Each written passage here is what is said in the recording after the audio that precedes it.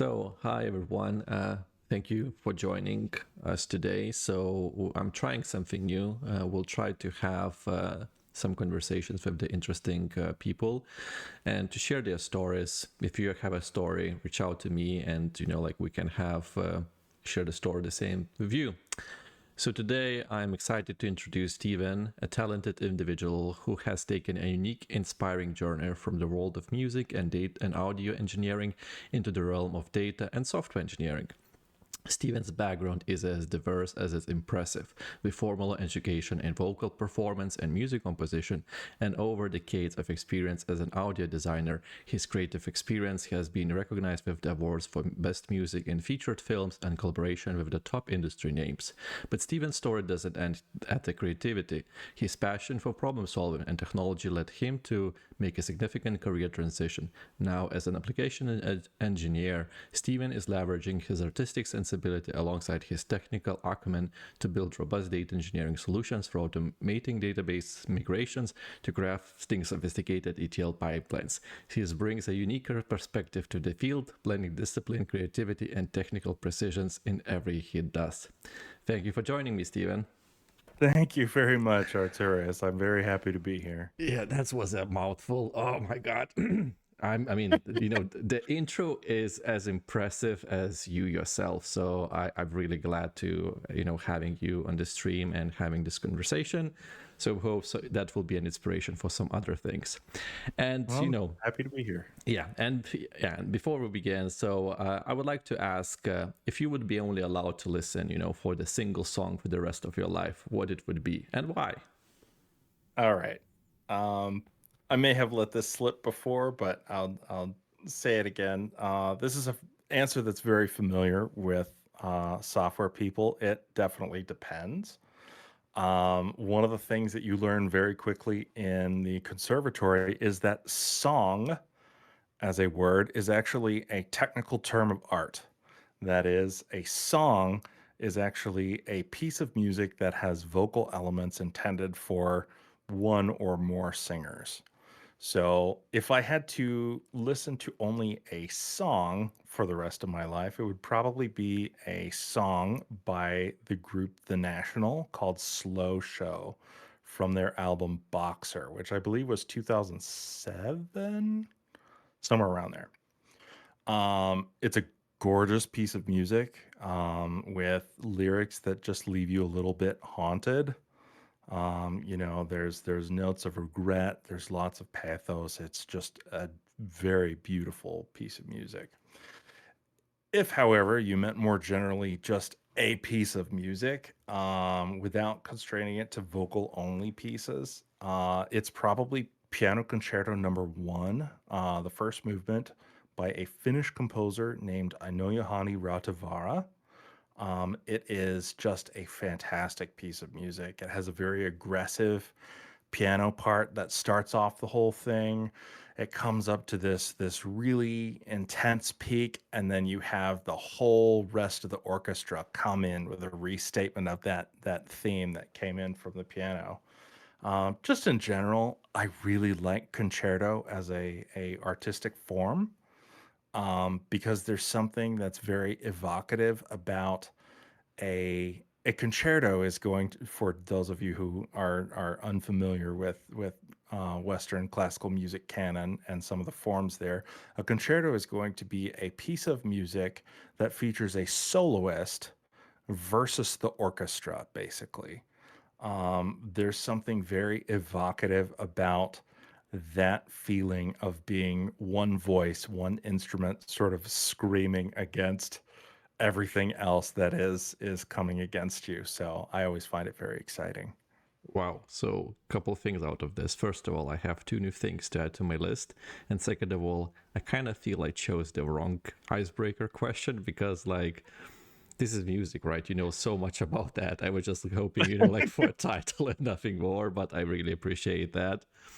And the second thing is that this interview will be easy. You have so much to say. I'm so happy about that. Well, thank you. Yeah. Yeah, it's always fun getting to talk shop, and that's one thing that I find engineers are usually always happy to do. So Yeah. I'm with my people. Yeah, true. Uh, so like as we talking of the you mentioned of the engineering. So share more about what have you been doing before looking into computer science. Like engineering, yes, but like what's before? Okay. Um, I got started in I got started in music in sort of a silly way. I had taken cello lessons actually for years and years and years as a kid, but I was a terrible cellist, and I still am kind of a hacky cellist. Um, I got started doing that and I could barely read music. I learned how to play music by ear very well. So I could hear a piece of music, I would listen to it all the way through, and then I would be able to play it back from memory just by, memorizing the piece, on my first listening. But I couldn't read it. I didn't know any of the actual theory behind it. I just had intuition and memory. Um, and I got started actually formally studying music when I auditioned for a musical theater production and I was turned down. I did not make it in. And the reason was that I couldn't read music and Mm. I wasn't really a trained singer. And that just burned me. I hated it, to the point that the director who who told me I couldn't do this, he actually taught music theory and he taught voice. Mm-hmm. So I decided, you know what, buddy, I'm going to take your classes. And I did.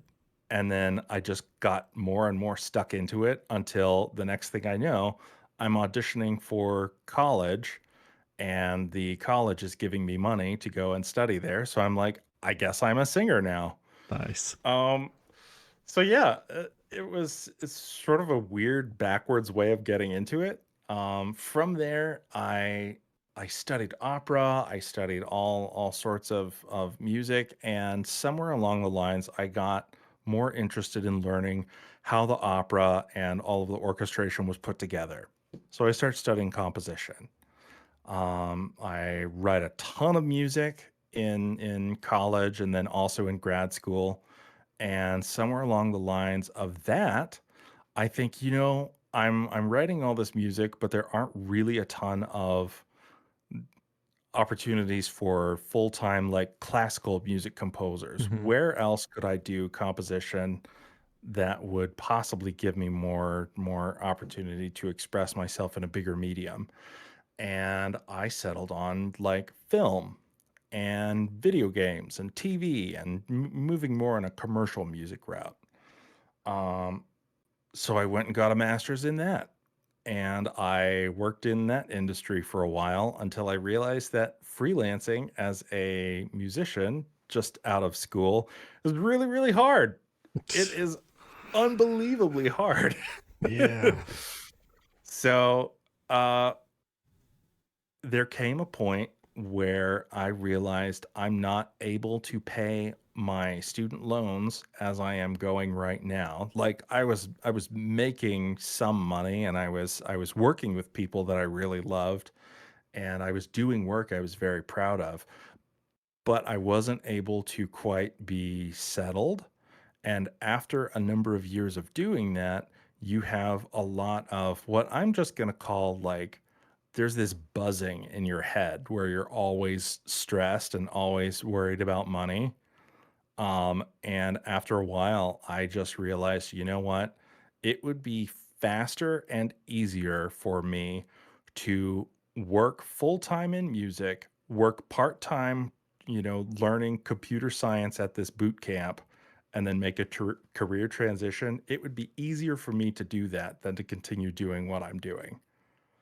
So that was what I did. Okay. And I worked for a year and a half at the boot camp. And then a number of months later, I got my first job, and here I am. So it's actually like very interesting. So were you do you think you were unlucky or is just, like what what usually happens with all the, like musicians, artists, like in general? Is this just like, like a sad reality, if I may use this word, about like how complex and hard, like the life is for, like people who enjoys music, who create music, who create, like movies or any other type of art? Is this like, you think you were just unlucky, or this is just how the world is? Uh, mm, okay, so there's a couple things here. Mm-hmm. Number one, it's as you said, it's just really hard. Okay. It's a very, very, very difficult business. Um, I considered myself very fortunate because the people who I went, and did my master's degree with, Mm-hmm. you know, those are the people who stick by you. Okay. And what happens a lot is those are the people who are going to refer jobs to you when they're not able to take something on, Mm, which okay. happens all the time. Yeah. It's very similar to how when, engineers have friends who work at different companies, someone gets laid off, and then you go to your engineering manager and say, "Hey, I've got a friend X who's fantastic. If we have an opening on our team, we need to snap this person up." It's that sort of, Got very it. reciprocal relationship that happens a lot, both in music and in tech.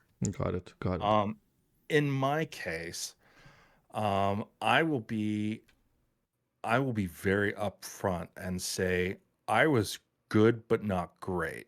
Got Like it. I consider myself to be a functional musician. There were people in my degree program who would blow the pants off of me in terms of just like sheer artistic ability, Got you it. know? And I don't think that I made a mistake in making my transition because there comes a point when I realize, am I willing to continue making these sacrifices of both my time and like my mental Mm-hmm. health, trying for something in sort of uh, a circumstance that is less than optimal, or do I think it would be a better option to pivot? I chose to pivot. Not everyone does. I will say the choice to pivot was incredibly hard, Yeah, I bet. and it's not something that you can do lightly. I started cello when I was 3. I've been studying music in some form or fashion for over 30 years. So, like No, no, no. it's not. Yes, I totally get it and I understand. I think I'm, like a few lucky ones who sort of was, and I remember like in grade 8, I wasn't sure what I'm gonna be do with my life. In grade Mhm, 9, I was like, I will do something with computers. I don't know what, but I will do something with them. And then mhm. eventually, I even realized that the thing as a software, exists at all. And yeah, I was yeah. Anyways, so this is really fascinating. So we touched a little bit, on your transition to computer science. So would you mind sort of like sharing a little bit more about your, like your transition and why? You kind of mentioned a little bit, and I understood, like it's related to your, like, but like yeah, just go from there. Like so the transition, like from the to the computer science. Yeah. So uh, like the conventional wisdom that you'll see in on LinkedIn and on Twitter or X, I suppose they're calling it now or whatever. Conventional wisdom is going to be that, you should pursue your passion and, something like that. And in my case, like I mentioned, I had to be a little bit more practical. I chose computer science because I like computers. I've always been like fairly comfortable working with computers, but also because I needed money to pay bills and get health insurance. And everything that I was seeing was showing me that computer science, if you got in and you worked hard, it was a very good career option. There was, room to explore things that you were interested in. But yeah, needed money, needed health insurance. Both of those are really hard to do as a freelancer in music. So when I was doing my transition approach, I wrote my first Hello World in HTML in May of 2019. So it was not all that long ago, actually, when you compare people who've been programming 20, 30 years. And I was doing this because there was a boot camp program that was willing to take me on as a student and let me go through the program for $0 down. Wow. Now, obviously, there's a lot of heat going around about boot camps. Some people are saying that this is a great way of democratizing education. Other people, very rightly, can say that there are a lot of problems with them. In my case, I just got lucky. Um, well, no, I won't say I got lucky. I worked my tail off. But at the same time, like there's an element of luck to it, you Hmm. know? Like you have to be in the right place at the right time. The right person has to take a look at your portfolio and your resume and say, I feel like this person has what it takes to sort of emerge from this transition that they've been trying to make and make something successful of themselves in that industry. And it takes that first person. In my case, I feel like I got doubly lucky because I got my first job as a data engineer, and up until that point, like I had built out databases and tables and whatnot in SQLite and a Hmm. little in Postgres. I had done that mostly in JavaScript. I had never really touched it in Python, and I got hired as a Python dev. So the person who hired me initially was taking a big gamble on the fact that I could learn very quickly. And that's where I am right now. Wow. So you got your first job just after boot camp. You know a little bit how to create a SQL, like create tables, some SQL. You don't even know Python, you know JavaScript, and that was enough. I should clarify Yeah, the boot camp taught me mostly JavaScript. got it. At the tail end of the boot camp, there was a section which was more focused on your classical like programming computer science Mm-hmm. stuff. So most of the boot camp is focused on teaching you how to build like real world projects, Mm-hmm. but it isn't teaching you things like how do you reverse a linked list? What is a binary search tree? What is a tree? What's a stack? What's a this, that, the other? Like you don't know any of that Mm-hmm. until the very end, Got it. and then at the very end of this boot camp, they're like, "Oh yeah, by the way, we're giving you like a couple months of Python training, and then you go out, and you're trying to get jobs." Now at that point, you've already learned JavaScript. It's not terribly hard to pick up Python once you've already gone through the trouble of learning your first language. Um, but you still have to go through all of the work of like learning the standard library and Mm-hmm. learning what the heck all of these data structures are, and how do I create an algorithm, and what the heck even is big O notation. You don't know any of that. Well, I forgot half of that. So, question. So, Yeah. I don't know, and maybe for those people who also don't know. So, what is these boot camps like? You learn something in there, but like, is it like you go into like a certain school, you do it all online? Like, is it self-paced or is it like it's a location? Like, what's that? Can you share a little bit more about that? Yeah, I went to, at the time it was called Lambda School. They have Mm-hmm. since rebranded. They're now, I believe, the Bloom School of Technology. Mm-hmm. Um, So at the very beginning, for anyone who may be listening, I need to post a big caveat.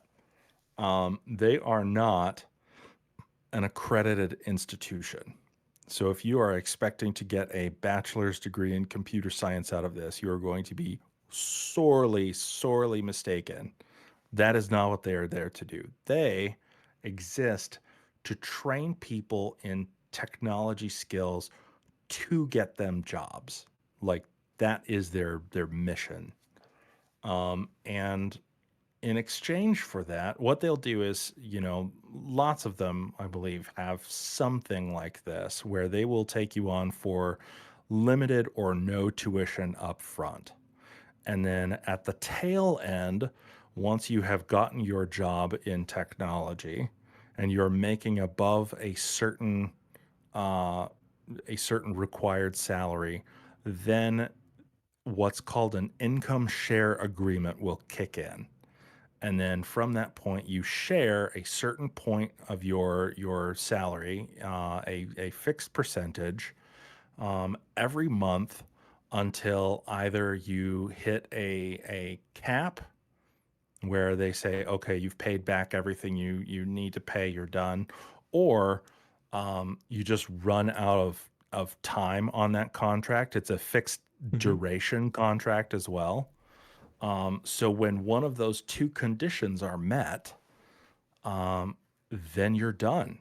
And I finished that maybe just under a year and a half after I got my first tech job.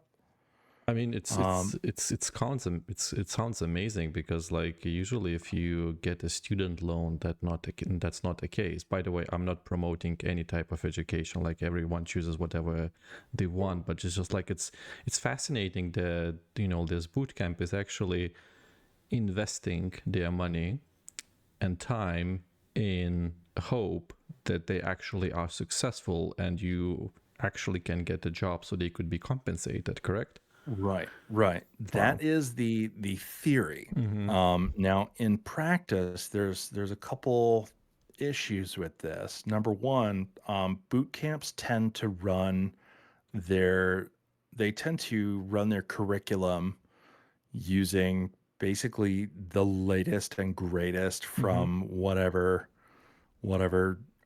industry they're in. So, for example, let's say they are training JavaScript devs.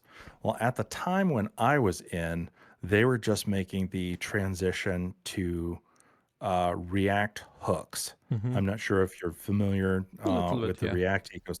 Yeah, so React used to be all class based, and Mm-hmm. then they made the migration to hooks. Hooks were the new hotness, and so as a result, that's what my class learned. The class like right before me, uh, they learned on classes, so they did everything using classes, and now there's a big difference in the curriculum there. Got it. Um, and I'm sure that if I were to look at curriculum now, it would look radically different to the stuff that I learned. Okay. And there's sort of a benefit to this, though unintentional, because what ends up happening is there are going to be gaps in your education, and you run up against those real quick where you have to build something, but it was not using the stack they taught you. And the thing that separates the engineers who actually make it out and then end up being able to pay back their ISA versus those who are still struggling is the ability to sit down, read documentation, and build something that does not require a tutorial. Mm-hmm. Like you basically have to be able to sit down and hack it out yourself. Got it. Got it. So I think, like from the college degree, when you're coming to the college with the college degree to the first work, that's the same Mm. situation. In the college, you don't really learn the best and newest things. You have these theories about the index trees and, as you mentioned yourself, and other things. And none of that can put to an action because very often you're already working in a build infrastructure and you just need to follow the rules which is written in the code over there. So it's kind of like you're still lost. And it's just like with the years of practicing and trying, you're getting better at these things, and you're noticing the patterns, and then eventually you're able to sort of like notice things. So I think in both cases, that's all depends from the person who is taking, these classes. Right. I think there's a thing that each one of those different paths has that the other one could borrow from. I know for myself, I would love to have more like actual more rigorous background in the theory of computation. Yeah. It's something I really don't know. I don't know the mathematics of computation. So if you were to ask me, what is the limit of this, that, and the other, I'd just stare at you with a blank expression. I don't know.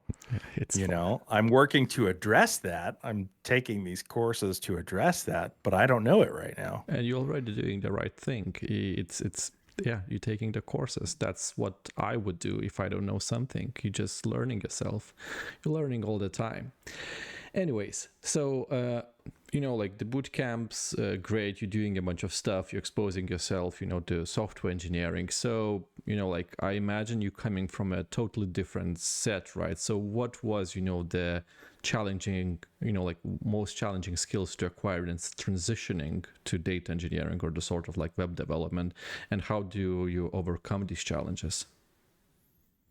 So the first thing that I had to do was, and I'm sure there's a more technical machine learning term for this, but I just refer to it as transfer learning, which is to say, there are certain patterns that I think in as a composer, as a musician, which as I started to examine software engineering, there are there are things about it that relate pretty closely.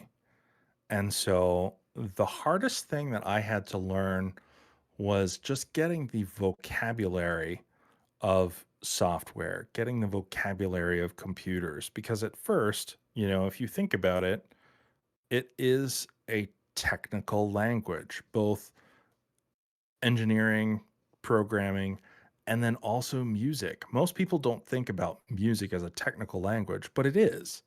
You are providing when you write out a score, you are writing out a very detailed schematic, which is then going to be fed into, if it's going to be played by a violinist or a whole orchestra, or, someone playing the piano or bass guitar or whatever. The corollary there is it's essentially like you are handing this score off to the interpreter or the compiler, which will then interpret, it will create the actual thing that you want, which would be the music or the piece of code. The hardest thing is learning how to put the things on the page that will get you the result you want, because you don't know what you don't know. And just building up that fluency and that vocabulary, I would say in music and software, is the hardest part. And then learning how not to do too much.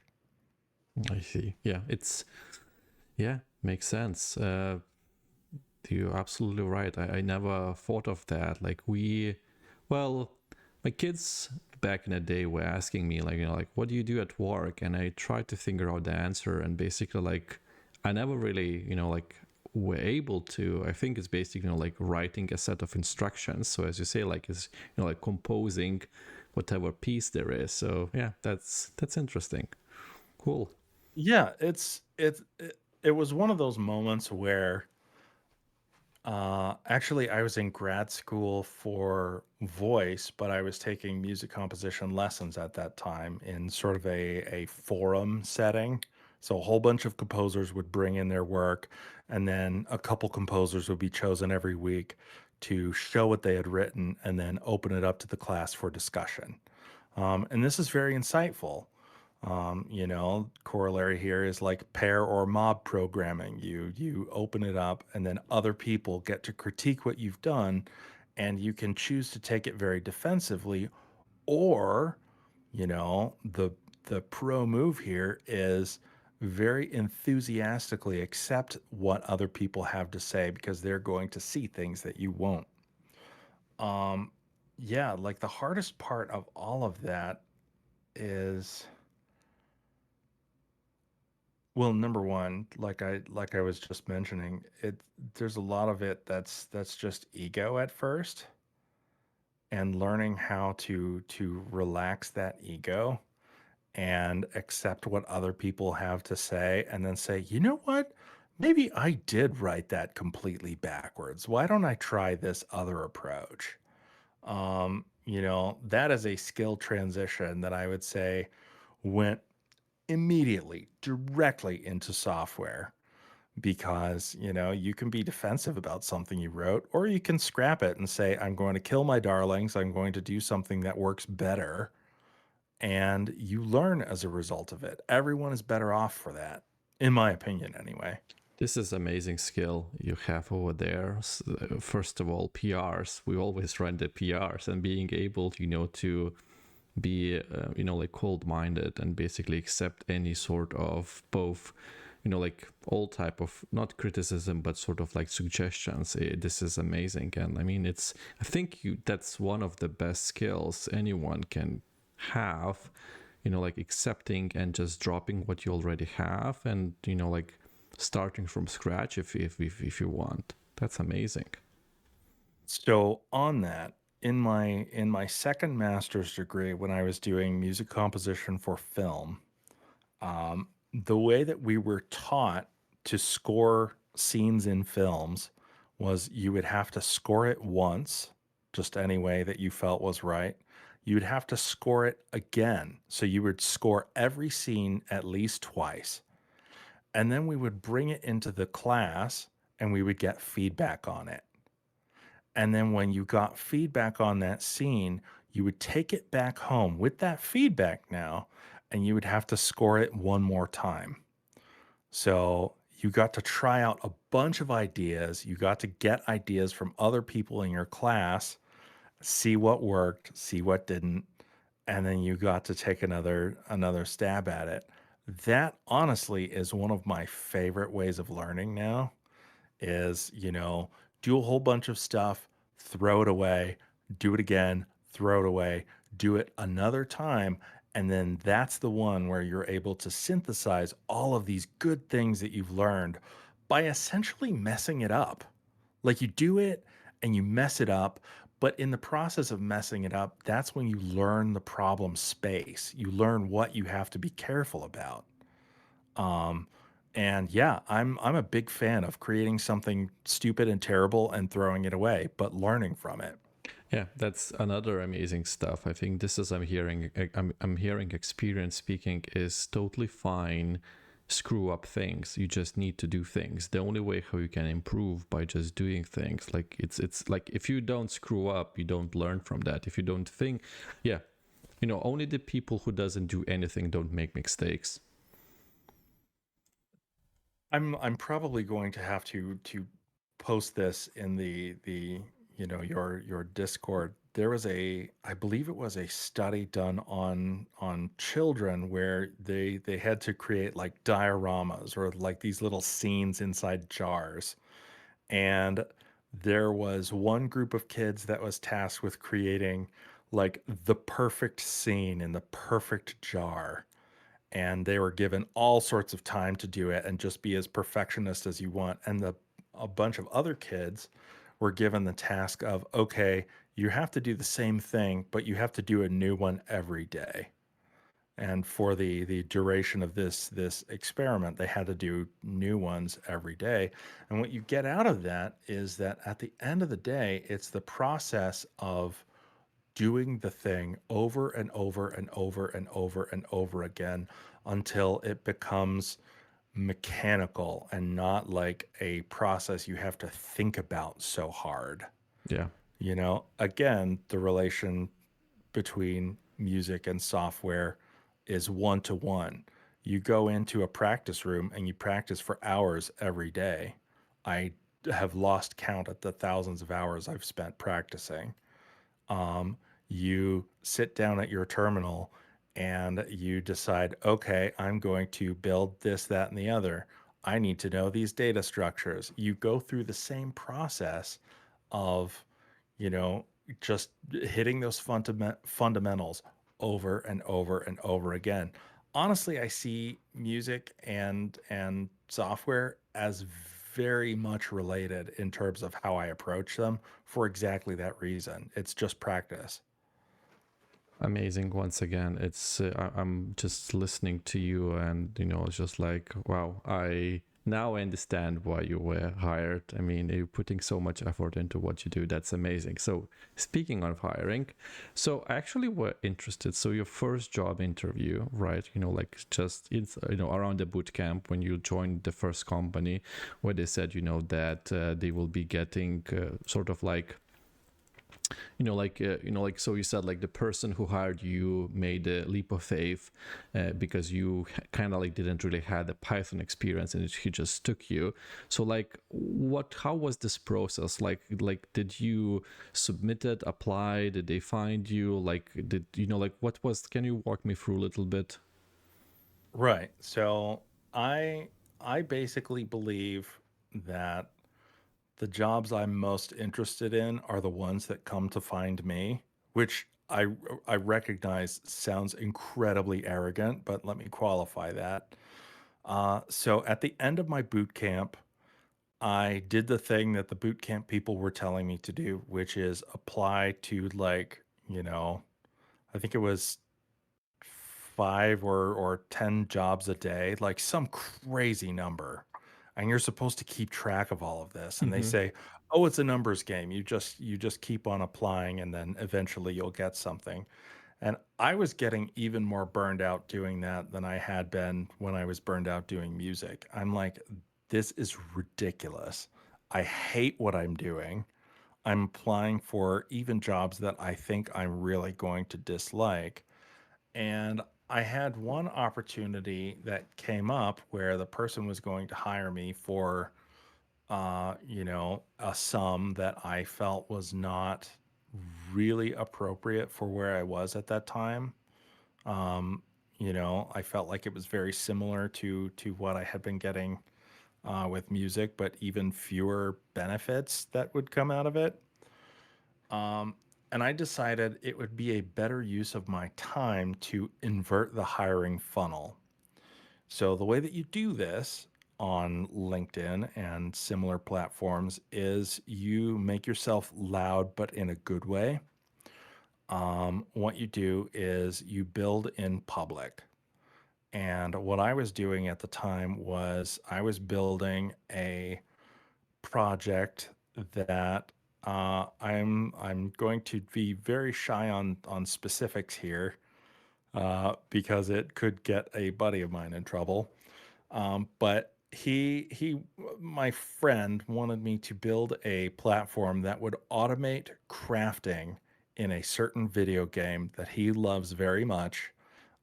But crafting is apparently just an absolute pain in the neck. And what I realized is that this thing totally could be, uh, you could automate just the heck out of this thing. So, what I was doing was I was building a utility that would sit on one screen, the game would be sitting on another screen, and map, you would click a button on the UI that I was developing, and that would turn on an event listener, which would wait for the next mouse click. And then you would scroll your mouse over to the other screen where the item was that you were trying to manipulate. You would click there, and it would capture the XY coordinates of the screen. Now, it took me forever to learn how to do this. And the reason for that is that the UI would be running on the main process thread in Python. And Python, as everyone knows, is very, very, very persnickety when it comes to, multiprocessing, threads, that sort of thing. Um, so it forced me to go beyond what I had been taught in the boot camp in order to work on this real life project that I wanted to do. So I could not take the projects that I was given from the boot camp and say, here's my portfolio. Look how wonderful I am. Look at my little, you know, John Conway game of life simulation, hire me because everyone's done, very similar things. Hmm. What I had to do was I had to pick something that was applicable to what I wanted to do, that meant something to me personally, but that would also stretch my capabilities beyond what was just handed to me. So I start talking about this and posting about it and, talking about the limitations of Python when it comes to multi-threading and, these other sorts of concepts. I also go into, I believe, digging in under the hood and doing some meta programming in Python, code that writes code and, does this, that, and the other. These are the things that ended up getting the attention of the guy who became my first boss. And I didn't actually apply for this job. I had a couple conversations with him, and then he said, "Okay, I would like you to join my team. You should probably apply so we can formally get you a letter." Nice. So my process for doing that was completely backwards.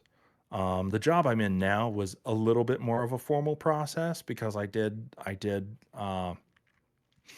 go ahead and respond to a recruiter, Hmm. and then I applied, and the whole process was moderated by a recruiter. But still, it was in response to things that I was saying basically on LinkedIn, talking about the stuff I found interesting, and they found me.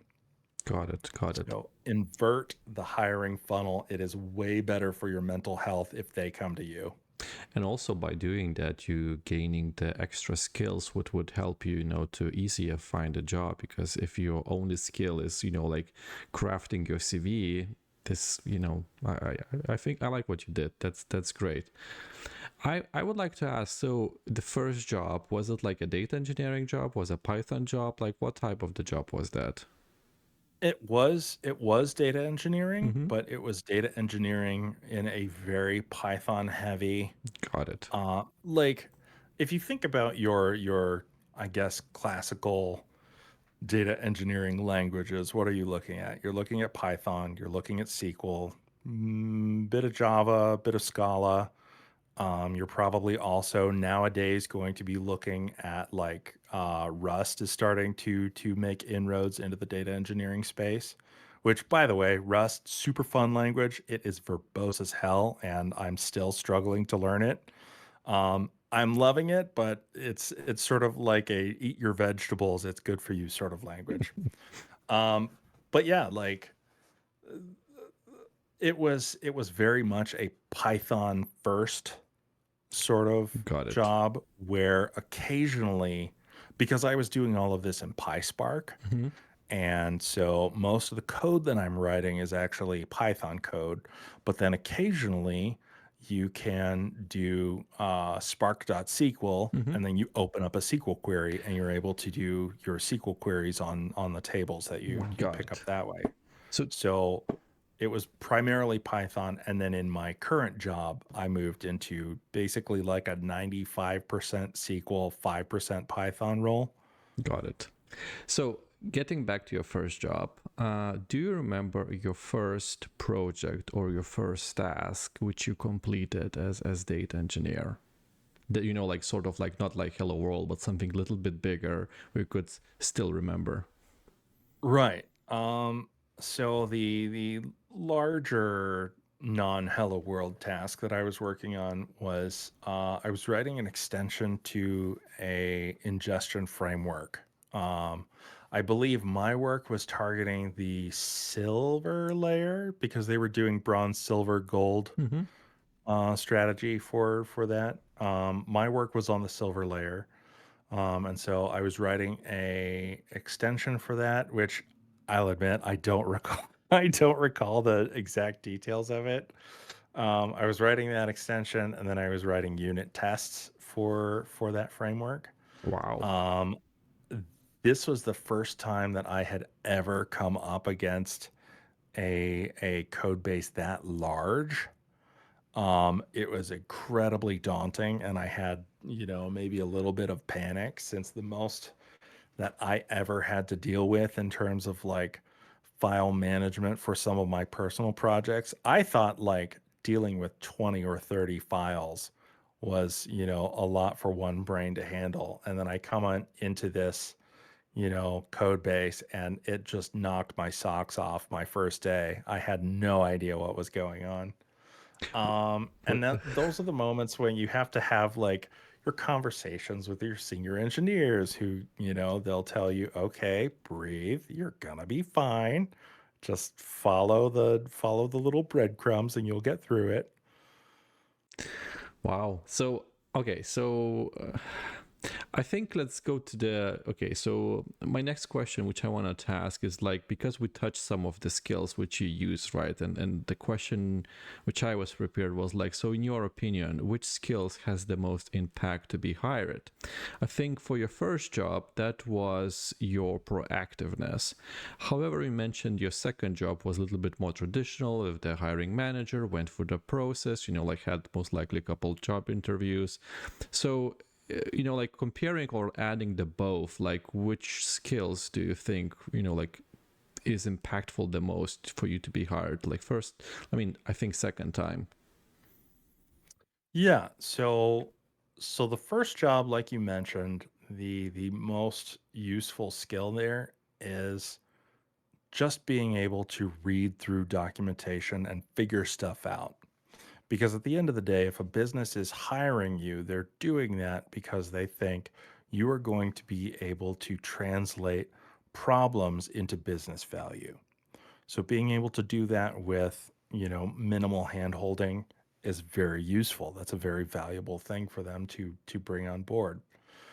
In my second job interview, what I had to do was I had to prove that I was competent enough in SQL to get them the value they wanted from the start. But then also, this was coming at a point in my organization when we were starting to, well, I say we now, at the time it was them exploring this. They were exploring doing more with Python because they were almost exclusively a SQL shop. Mm-hmm. Um, and so at that point, now I get to say, hey, there's a skills exchange here because obviously you all know the SQL way better than I do. But chances are, if you're a SQL only shop, I know the Python a lot better than you do. So at that point, it becomes a question of saying, how can we help each other? Me to level up and you to get more business value because now you have access to much more experience in a language that can do things that SQL is not going to be well suited for. So the difference between the first job and the second job, and this doesn't just apply for me, I'm sure it applies for everyone, there's a big difference in how you approach those sorts of things. And you look for those opportunities to leverage the experience you've gotten in your prior job and say, here's how what I know now can apply to your problems that are facing your organization in the future and that you're trying to get past. And I would say that's probably one of your most effective tactics in terms of positioning yourself as a candidate. Got it. Got it. So in your second job, like is it safe to bet that you picked a lot of SQL knowledge? I Yeah, I had a few different places that I was talking with. Mm-hmm. The reason why I chose this one was because they were primarily a SQL shop. Got it. In my first job, I was very happy doing the Python, but the moment I ran into SQL, like I would struggle a lot. And I realized that I just didn't have practical experience with SQL on a large enough scale to Mm-hmm. be able to feel very functional and very comfortable with it. Yeah. So I thought, okay, if this is an area of weakness for me, I can go one of two ways. I can just double down on the thing that I'm really good at and become an expert in that one thing, or I can branch out a little bit here into something that's related. Python and SQL go together like chocolate and peanut butter, really. So um, it would still be valuable for me to have a good deal more SQL knowledge.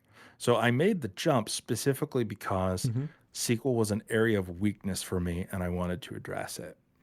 Uh, Now, I'm curious to hear a little bit more of kind of like, for me and for majority of the software engineers, we only experience, we might have experienced the work, like before studies, when we teens, but like later on, we have our work in, like in the software engineering, and the environment is very different, right? So when like I think like the question which I have is like how work is different from what it actually is to what you have expected, right? When sort of like you're working on this project for the first, or like in the second company, you have your sort of like expectations, and then you come to work your first day, and like did you like what's your like experience, shock? I don't know.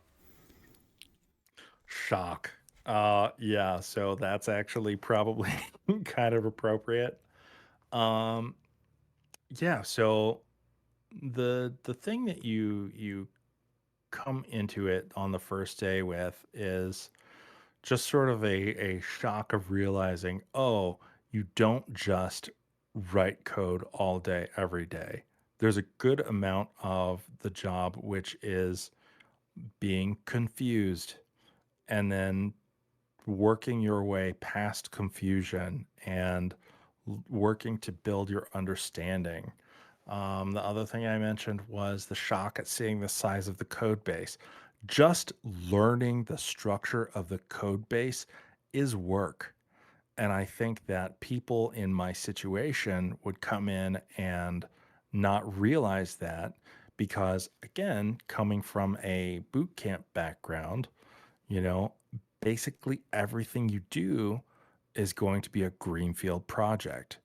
You're not coming in and refactoring, a large, 100,000, 500,000 line project. You build everything from scratch in a boot camp sort of environment, which has its merits because you need to get the reps in, I'm going to go back to my little practicing metaphor. You have to put in the reps and put in the practice in order to know how to do the thing. But at the same time, building something entirely from scratch, I've done it now a number of times on a number of different projects, but that's not the majority of what I do. And I think any software engineer, I think any data engineer, any engineer is going to say you probably spend more time reading through things that already exist and having to reconfigure them for changing conditions. That is more of the work. And I think my biggest thing that I had to come to grips with was the realization, oh, I'm not building new systems, I'm reconfiguring and fixing older ones. Um, you know, bit Yeah. of a bit of a shock, but I think it's a good thing. And I can't tell you how much better I got from having to read a lot of code that was written by engineers who are smarter than me. Yes, that's totally true. This is what we usually do. You joining the company, there's already a culture of how you need to write a code. There's already a culture of how, like how people do the work, like how they submit their code and stuff like that. And that's the source for knowledge, like which you can just, just take and use. Yes, that's great.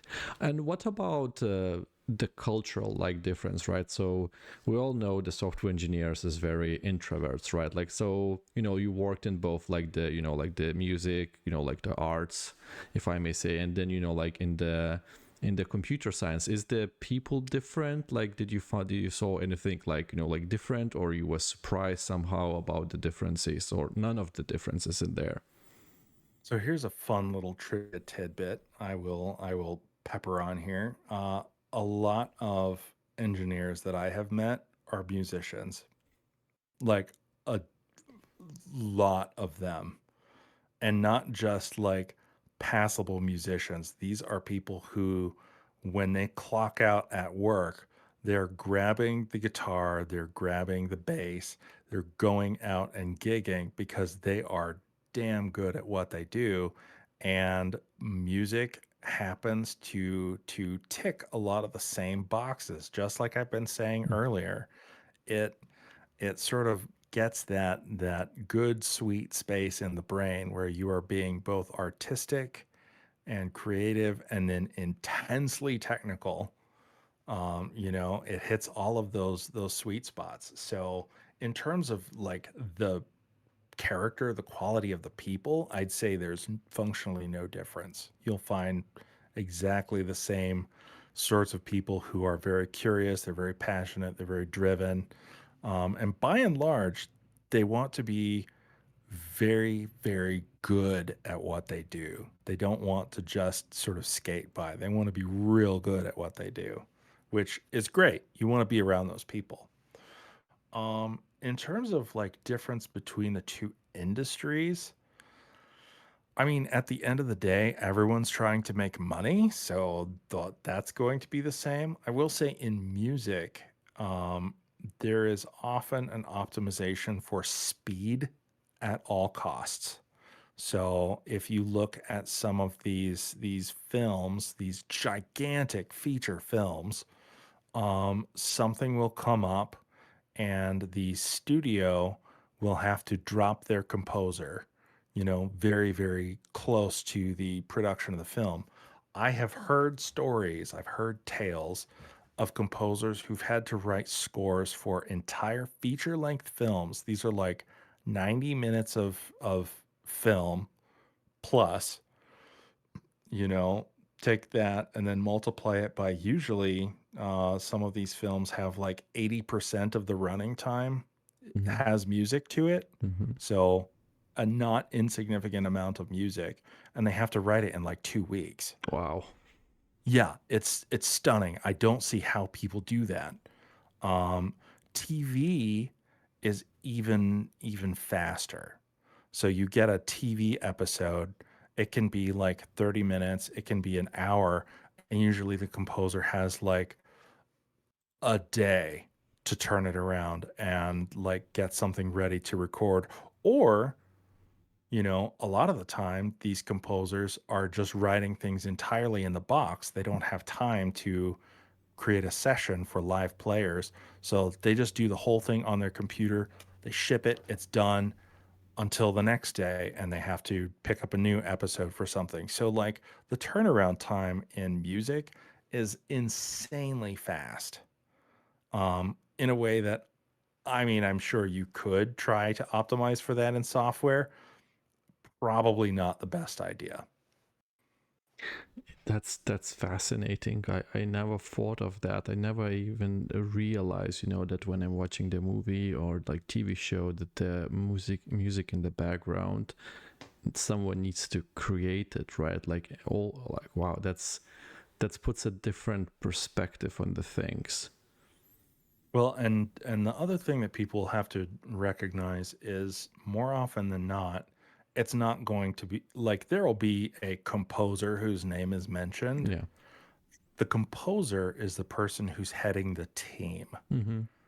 because professional industry level music, more often than not, is not the work of a single solo genius, with the exception maybe of uh, John Williams Mm-hmm. with his brilliant scores. Like he does everything by himself. He writes, he orchestrates, he does all the business because he's brilliant, and that's why everyone loves him. But more often than not, it's going to be this person is the brand name, and then there's a whole team of people who this large project gets broken up and then farmed out to in order to create the score on these just honestly crushing deadlines.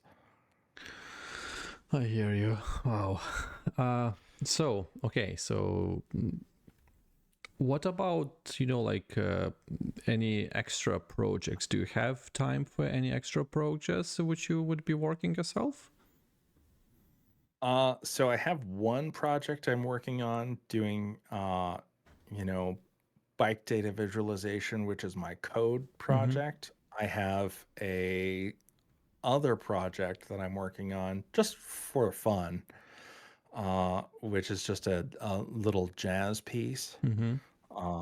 that I am writing because I've been kind of out of practice with some of my music composition ever since moving into the software industry.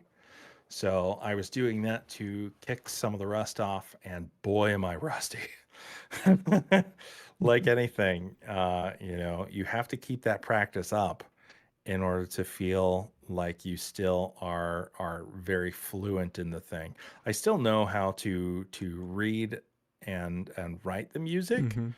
but sometimes coming up with the ideas and hearing the connections, if you're out of practice, if you're out of touch doing that, it gets a little bit more difficult to do that just because you have to, get those wheels greased again.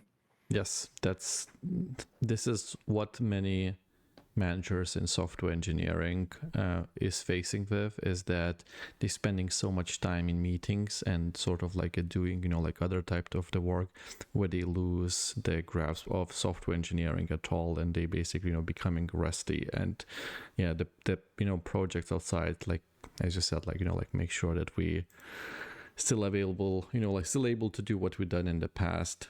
That's Right. great. That's cool. um I think going forward, I'm still, like still interesting in, like I think I understand, right? Like when you say, like I did music in the past, the first thing is like, oh, like you were this, like singer, using your vocal cords to do the music. But now I'm realizing that your work is more, at least was like the audio engineering, and there is also has an engineering name in it, right? So I guess if you may, like share, does your background in audio engineering like influence your to choose the software engineering and the data engineering, or just like was, like.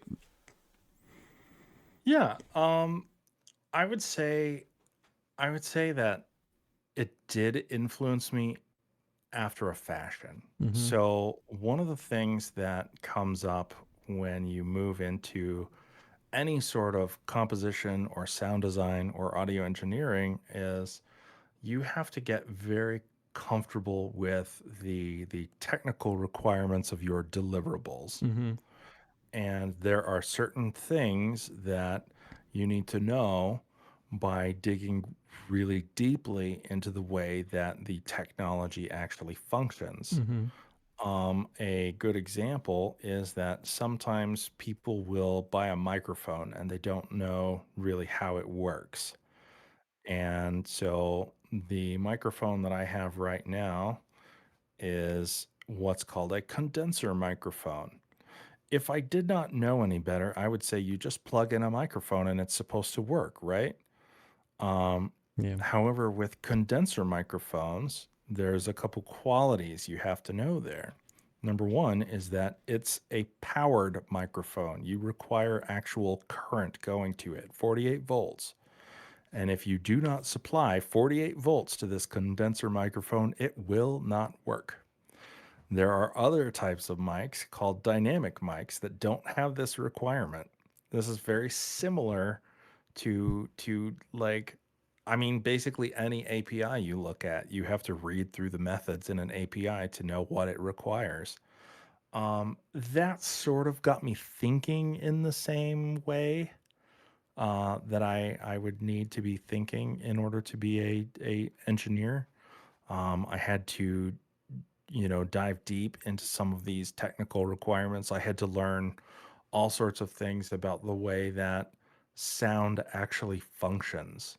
Like, for example, when you think about digital sound, Like, what even is happening when you're listening to digital audio? You are listening to a representation of a waveform, and that waveform is generated by doing something called sampling. Now, the sample is essentially taking a waveform that exists and then chopping it up into many thousands of tiny pieces.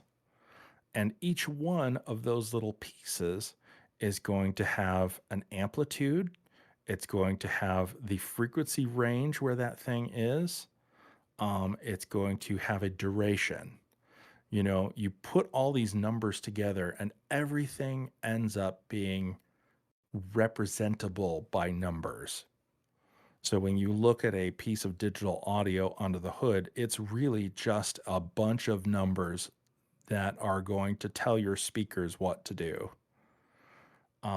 It was making that realization, that jump, that made me think, I wonder how this is actually implemented for the computer to understand it because I don't understand the numbers. I understand the audio portion of it. That Mm. was what kind of got me thinking more in the computer sort of field as a field of its own rather Mhm. than just something I had to do in order to be an audio engineer. Got it. I have an extra question related to all of that. Yeah. So in so in software engineering, it's kind of like good put both also in the data engineering. What we very often do, we translate business requirements to a code, right? And then sometimes it's easy to express the business need, but you need to figure out and sort of like solve the problem of how you would write that, like how you would write the instructions to make that work. So when you working in an industry as an audio industry, right, like we had a composers for hundreds of years. Of course, like computer composition, it's a little bit different. Like, do you very often need to solve problems in like in the music engineering or audio engineering, or it's kind of like everything is already solved, you just need to know like all the functions is already written and you just need to know which API to call, or is there still a lot of like API writing? My very favorite way of answering this is it depends. There's a vast universe of different sounds that are available. Some of them are, you can just buy them off the shelf and you can write pieces using those sounds that you buy. Um, and then there are people like myself who prefer sort of a dirtier way of doing things. What I would do is on my desk, I'm looking at it. I have a little Zoom recorder and I would go out for walks and I would record things that sounded cool. And I think, okay, I can make something with this. So, for instance, one of the things that I tend to do is I record a lot of industrial sounds. Some of my favorite synthesizer patches that I've put together have been sounds that I've recorded from like construction sites or, the sound of a train bell. I record that and then I sample that and I just mangle it to hell and turn it into some crazy something. One of my favorite sounds I ever created was uh it was actually the pull tab from a soda can. So I popped the soda can, lifted the pull tab up until it was just standing upright, and then I bowed across that pull tab with a cello bow, and it made just this disgusting, creaky, raspy sort of tone. And then I threw that into a sampler and out of nowhere I have this sort of reedy organ sound that sounds like it came out of a horror movie. You throw some reverb onto that, you throw some effects, and you have this sound which is now entirely unlike anything that anyone else has ever heard because you made that. You created something by listening for those possibilities, solving the technical problems that come up, like cleaning the audio, Like you have to do a lot of that when you're doing source recordings because there's a lot of stuff that can get in the way of a good recording. Um, but you clean it up, you solve all of those problems, you have your pristine sample, you mangle the hell out of it, and now I have a new instrument that I can do whatever I want with. Um, that is going to the maybe one of the more extremes Mm-hmm. of like being the problem solver versus the off the shelfer. Mm-hmm. But there's a whole continuum, you know, between those two. And, you know, every composer I know has some mix and match of those extremes all along that spectrum. There are some things that I just go with the off the shelf approach because I can't be bothered to do it. Drum tracks are like that. I hate programming drums. I never do it if I can Mm-hmm. help it. So if I can get like a soft synth to do that for me or like an AI drum thing to program drums and then I can go in and tweak it as needed, I'll do that. I see. I see. Yeah. Uh, I just lost track listening, but I think an add-on to this question is like, do you feel like you're solving more problems now as being a data engineer, software engineer, or similar amount or less? I would say in terms of solving problems that I actually feel okay, how do I put this? I feel like I am solving problems now that are more impactful. Okay. Um, you know, one of the reasons specifically why I took the job with Select Rehabilitation is that I wanted my work to help in some way help other people have better lives. And I'm not saying that music Mm-hmm. isn't going to help other people have better lives, but you know, like when you're providing the data assistance to allow a therapist to help rehabilitate someone who has been injured and you know they have to go into therapy in order to get functionality back into their body, like I feel good about doing that work. You know, it's something that I don't feel like I'm just endlessly grinding for the person who's at the head of the studio to Mm-hmm. make, you know, millions and millions of dollars, you know, off the back of some of my work. And that's it. You Got know, it. I wanted something that I would feel good about doing. I think that in technology, there's a lot of potential for that. I would caution people not to think that technology is going to solve all of those problems. Mm-hmm. You know, I feel like there are certain things that are technology problems and then other things that are people problems. Got And you're it. not going to solve a people problem with technology. Got it. Yeah, of course. That's so true.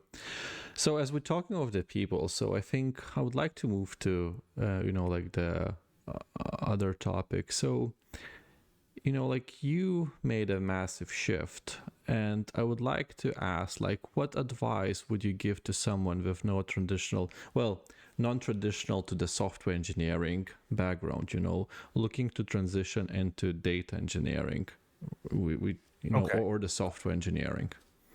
All right. Um, the best advice that I can give here, and I alluded to this before, but I'll say it again Mm-hmm. now, build hard projects. Find something that is going to go pretty, you know, not so far beyond the scope of what you've learned to where you can't see yourself actually completing it, but certainly far enough to where it eclipses the things that you have learned in your boot camp or your self-study. Like it has to really push you. It has to be hard, it has to be uncomfortable, and it sounds very pessimistic for me to say that, but you know, no one is going to hire you on the strength of your crud app, probably. I know it's, you know, very sassy of me to say, but it's the truth. you have to do something that shows not only a deep knowledge of your chosen language or languages in the case of someone who's doing something more full stack, but it also has to show that you have the potential of not only reading and understanding, but then synthesizing that understanding and building on top of it in something that has not just been, hand fed to you. So the sooner you can escape from tutorial hell and build something for yourself, the better. I would also say like make it something that is impactful to you personally. Make it something that you would use. Uh, I'll digress here just very, very shortly. I built a utility for a sound design team that I used to be on. We were building sound design patches, and we were finding ourselves falling into sort of ruts in terms of what we were building. We would fall into the same patterns. And so what we wanted to do was build a randomizer. And what I did was I created a utility that would take the tags because we had like mood tags that were attached to each of these. And so I would say, okay, create a new set of 10 presets that are, sort of airy and mystical and magical. And, I would Mm-hmm. just read off the list of some of those tags and, you know, and then display that as an array. And bing, bang, boom, there it was. We started saving a lot of time on these presets and we got wild, wild results because the Python random module doesn't care what some of our preconceived notions are. It's just Yes. going to pick out whatever it feels like. Yeah. And as a result of kicking ourselves out of that box, we got some really radical new options. And that in turn makes your sound designers more creative because then they say, okay, well that sounds kind of close. Let's explore more in this other area that we would not have explored before. That is an example of a project that at the time, now I could probably code that in my sleep, but at the time it was beyond what I'd been taught and I had to really work at it in order to make it work. So that's for someone coming out of a boot camp. For someone coming out of school, chances are they're going to know more of like your actual theory. What they might need to do is they might need to brush up on just like some of the more industry standard or newer technologies that a person who is coming out of a boot camp, they might actually have an advantage because, like I said, the boot camps tend to teach the new hotness, and university programs are nearly always going to lag several years behind that, if they touch it at all. I cannot speak for for majority of the universities or schools of how the computer like scientists or people are prepared like back in my days, which was long time ago. What we were taught is basics of the software engineering. We would be taught like how computer work and stuff like that. And then the only thing when you get to code, when you actually would have some other disciplines where you would be given a chance to use any language you want to basically create like your project, like either either create some sort of like a project for the mid semester or create sort of like a small game to sort of like the predictions and that sort of stuff. So that's sort of like how I was like learning, but that was long time ago. Now, getting back to what you said, like independent from like people coming from school or like people being in the boot camps, like is there like a list of skills you would pick and say like, I think this is what every new data engineer should have in their belt to be able to be effective, like, or to be considered to be hired? Uh, I'm very biased here Hmm. because these are the skills that worked for me. So bear in mind survivorship So bias. if I just may, right? So when I start working as data engineer, my job interview, which wasn't really a job interview, I was already at a company, was like, hey, we need to pull some data. Who would like to do that? And I just raised the hand. And that's basically how I become a data engineer. These days, you Wow. actually need to do some more things, right? So whatever worked for you, which was, like, well, from 2019, like in the span of like 5 years, right? Whatever worked for you, I think is still more present than what worked for me. So anything, even bias is useful. Fair enough. Fair enough. So with my caveat in hand, I would say pick one language, or in the case of data engineering, really pick two. Chances are it's going to be Python and SQL, and that's fine because a lot of places are hiring for Python or for SQL or for Python plus SQL. Um, Pick whatever language you want for your desired job and just get insanely stupid good at it. Um, you need to get to the point where you think very fluently and competently in that language, and you can use probably multiple approaches from within that language to deconstruct and really intimately understand a problem. So my first and probably most useful bit of advice is uh, become an excellent user of your tools, um, and just go with the basics. Do not focus initially on frameworks. This is a problem that you'll find with the boot campers typically. They'll learn a little bit of JavaScript and then they'll move immediately into React when they start building front end, UI, this, that, and the other. And when it comes job search time, they'll say, I'm a React engineer. Well, no, you're not. You're a JavaScript engineer who uses React, but you don't actually know JavaScript as well as perhaps you should. So I would say drill down to the basics of what you're going to be using. Chances are you're going to be using Python. Chances are you're going to be using some dialect of SQL. So learn to think in those modalities. I won't link it here, obviously, because we're just chatting. There is a fantastic show on YouTube called Philosophy Tube, and there's an episode of that talking about transhumanism. And when you think about what is technology, one of the things that the host there, Abigail Thorne, says is you can think about technology as a way of seeing.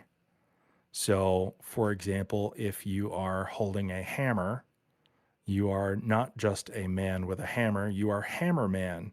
And Hammerman has different capabilities than either man or hammer has by themselves, right? You can hammer a Yes. nail, you can pull a nail out, you can accidentally, throw it through a screen door. Yeah. There are things that can happen when you are thinking in that way. And so the goal of getting really good with your tools is not to become, a person who has access to Python or a person who has access to SQL. You want to become Python man. You want to become SQL man or woman or, what have you. You have to get past seeing that surface level and you have to it sounds very mystical when I put it that way, but you have to get past the surface. You have to dig into that bedrock and be able to see things through code, in order to manipulate them very effectively. So just pick one or two things, get really insanely good at them, and understand that the frameworks that everyone is touting, those are the things that you typically learn on the job. That's great. I cannot agree more or less. I agree with you what you said. I think there is a lot of there is a lot of concentration of many tools rather than on just understanding the principles. Of course, like I think the moment you understand Python, it's not that far away from pandas. But the problem is that tomorrow pandas might not be here anymore. There will be Polaris or maybe Task or will be some other tool where Python still will be here. So you learning Python will keep that some more time than just learning a framework. So yeah, that's a very good advice. I And think yeah, I think part of it has to do with the way that I frame problem solving just in general, because I try not to focus on specific tools. Again, coming from audio and coming from software, I'm always looking for the way of getting sort of a more abstract version of something in my head that I understand, and then learning whatever tooling is necessary in whatever environment I'm in to make those changes. So, if you understand the general idea of what a data frame is, there may be some changes, between a Polar's data frame versus a PySpark data frame versus a Pandas data frame, but you get the general yeah, idea. It's going to represent a 2D representation of your data, which you're able to manipulate. There's going to be methods attached to it. You can do things with those methods. Once you get comfortable with framing things in that way, I think the particulars of pandas versus polars versus this, that, and the other, I think it just sort of melts away and you say, I want this in a data frame. And then from there, you can make whatever decisions you want. yeah. But you have to abstract it just that one layer. Yeah, yeah, yeah. At the end of the day, you can run SQL on basically anything or any of these, data frames. Sorry, Yes. I'm still pro SQL. uh, sorry. So another question in relation, to giving the advices to others who is currently searching for job or sort of like is in the transition or thinking of the transition. I think like the communication in the job interviews, like, right, so it's still sort of like, how was that, like what type of advice would you give, like how to get into a job interview, like you might be your first job or might be your second one where you still not, don't really have, like a years and years of experience, like any advice over here? Uh, in terms of like just how you show up for an interview and how you present yourself, I would say just try to feel comfortable. Like I think the interview is a very critical point, obviously, because that's where not only are they making judgments about you as a person, is this someone that we want to invest all this time and energy in, but it's also a candidate's opportunity to say, do I like the vibe of this place? Do I feel like these are people that I want to be opening myself up to? Am I going to get along with them? Do I feel like they have things to teach me? And do I have things that I can possibly teach them? Those are all valid considerations. And so if you get really in your head and you're like, oh my God, I have to be so perfect. I have to like present this super buttoned up version of me. Like, obviously, some of that's going to depend on company culture. I've had jobs before. I'm not going to say which, where like in the first interview that I had with them, my soon to be boss gets interrupted by a phone call and then like audibly swears and then catches himself. He's like, "Well, oops, that happened." And I'm like, "I'm going to get along with you just fine." Because it was a pretty chill culture, right? Yeah, Um, like being able to take a breath and just like talk like a person, huge, huge skill. I cannot recommend it enough. Like, please touch grass, talk with actual people. It is a severely underestimated job skill, just being, relatable and personable and teachable. Not getting, your head too far up your own backside. It goes a long way. Um, yeah, so just like chilling out a little bit, being able to have a conversation with your interviewer, again, goes a long way. In my current job, I had some opportunity to do a data modeling problem, which I promptly failed. Um, because it was something that in my prior job I didn't have a lot of experience doing. I could write a SQL query to access data, but in terms of like designing a table for like, third normal form or whatever they call it, in terms of like normalizing your data, I didn't know what any of that was. Okay, you're chuckling. No, no, I had to no. learn that like a month ago. So let me just interrupt you briefly here. I'm chuckling Yeah, yeah, yeah. because I'm just listening to you, and like, sorry for me saying that, but with all your flaws, you are able to get the job. And then I kind of like, they don't really understand the reasoning why people who studied computer science, like, cannot succeed. Like, are they just, like, so unlucky? Because, like, like, that's the thing, right? Like, very often, I mean, in the job interviews, you're looking for the person who can grow for who he is, right? So it's not, you do not need to nail every question correctly. Like, this is at least what sorry for interruption. Yeah, continue. No, you're totally fine. I'll riff off of that. The thing that I learned as a musician and performer specifically is that if I am put on the spotlight, I need to be able to perform right then, right there. And as a result of doing that for, hundreds of hours now, I can talk, I can communicate with just about anyone.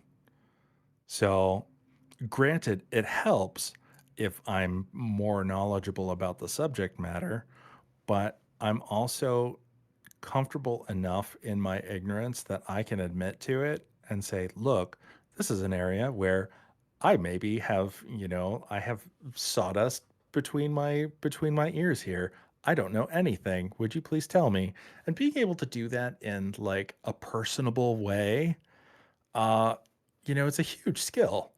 Yeah, And I think that when you come out of this, may just be conjecture on my part, but when you come out of one of these more prestigious computer science things and all you've been doing is hitting the engineering, but you're not touching grass and not like talking with actual people, um, you may have technical skills that are very huge, but being able to talk to a person and relate with them, because that's what you're going to be doing as part of a team.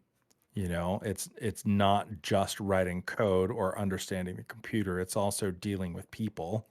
um I think it's very important, and that's one of the ways that I've been able to bridge that gap between my sometimes lack of technical skill and where I am trying to grow, is I can pull someone aside and say, hey, I don't understand this. Can you show me? Can you explain this to me? And if you're able to do that in a way that makes the person who you are asking feel good about lending you their time and expertise, huge. Like, that's absolutely huge. yeah, that's great, man. That's, I think, that might help so many people, just, like, listening to you and sort of like realizing. And by the way, I will insert, like, the comment here. If anyone wants to talk with someone, you can feel free reach out to me, and I will be more than happy to listen and talk to you. I like talking, so that would be great. Ah, and I think, like, for the conclusion, I want to jump to, like, the another thing. So you mentioned briefly, as I understand, so you back when you were an audio engineer, I always want to say data, but when you were audio engineer, you mentioned that you created this randomizing project, right? Like some sort of like randomizer. That was while you still were audio engineer, correct? Hmm. So, do you see yourself, in the future? Well, that's not really the question which I wanted to ask. So, do you think there is a lot of to do or a lot of to teach the audio engineers for what you learn in the software engineering to improve their speed to help them? And then additional to that, do you think that the skills which you're getting in the software engineering, data engineering, may actually lead you back to the audio engineering and just bringing the expertise of the software and data engineering to that field? And do you think it would benefit from this knowledge? Yes, absolutely, it would benefit from that knowledge. One thing that I've had sort of, I guess, floating around in my head for a while now was I've had this idea of creating a not exactly random music generator. I believe the module would be called a Bernoulli gate. Okay. And what the Bernoulli gate would do is it would emit audio signal that would be weighted in certain ways. So, for example, in music, you have in Western classical music, I will Mm-hmm. clarify, you have 7 notes in a scale, and then once you get up past 7 notes, it repeats. Mm-hmm. So it just goes on and on and on like that for as long as the harmonic series is. And what you can do is you can say, okay, for scale degree 1, for scale degree 5, for scale degree 7, I want these to be weighted at like a 3 or a 5. I want them to be more common than some of these other scale degrees. And, just having the technical know how to be able to implement something like that in code, um, that is just enormous. And back before I learned programming, I wouldn't have been able to do it. So just like there's a skill, there's a skill issue opportunity right there, which I think I am grateful I Mm-hmm. picked up on as a result of doing data.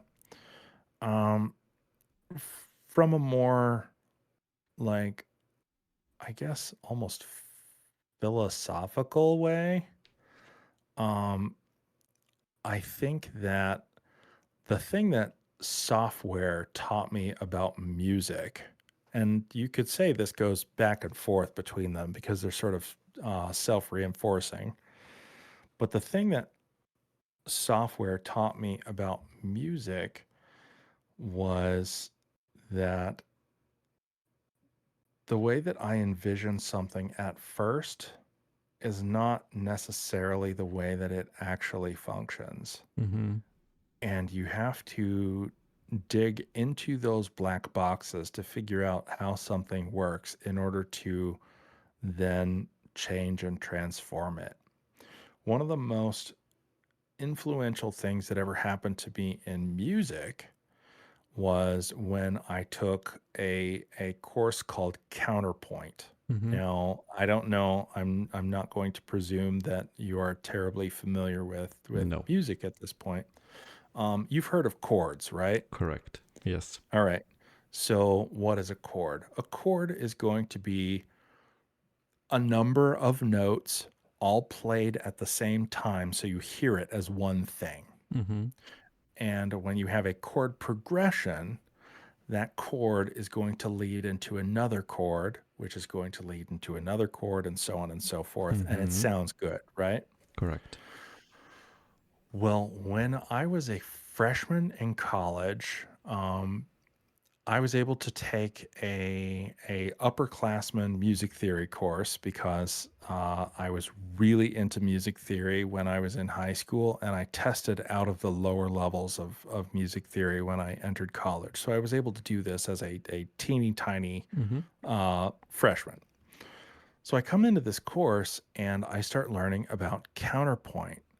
And the cool thing about counterpoint is that instead of envisioning chords, which are these snapshots in time where all of these notes line up Mm-hmm. vertically, counterpoint teaches you to think instead in horizontal lines, where each one of those notes corresponds to a separate voice, which is doing its own thing. And when you capture a chord, all you're doing is you're seeing a slice in time. And so it was this difference between seeing music as something that was vertically oriented, like a guitarist Mm-hmm. might see it. It was the difference between seeing music as a guitarist and then finally getting to see it as a singer, where each one of those notes corresponds to a line that progresses through time. And that is the sort of thing I have learned to look for in everything.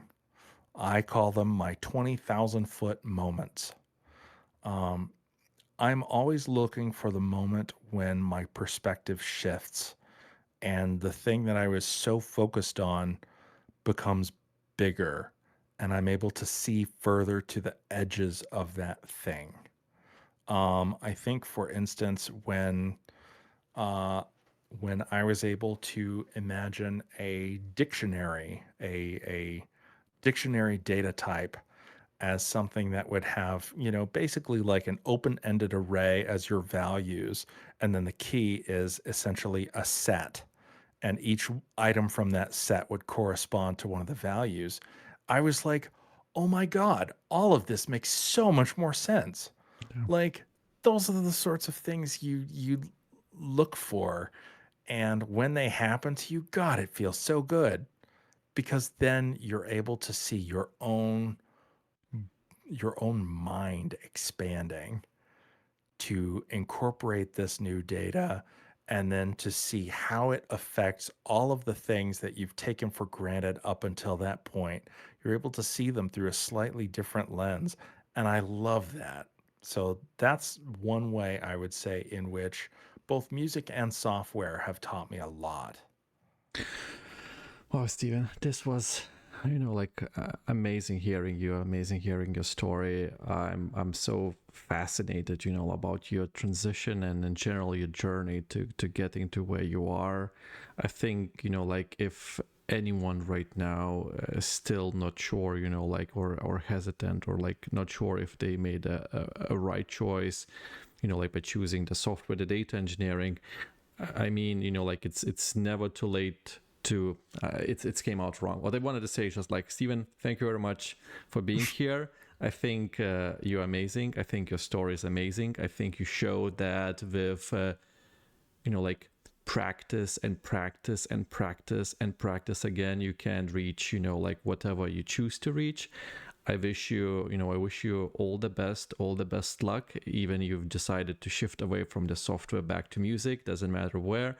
I think with your, perspective to life, with your way of doing things, with approaching things, I think you will be successful anywhere. So I'm very happy that we have you in the software and data engineering, and like, yeah.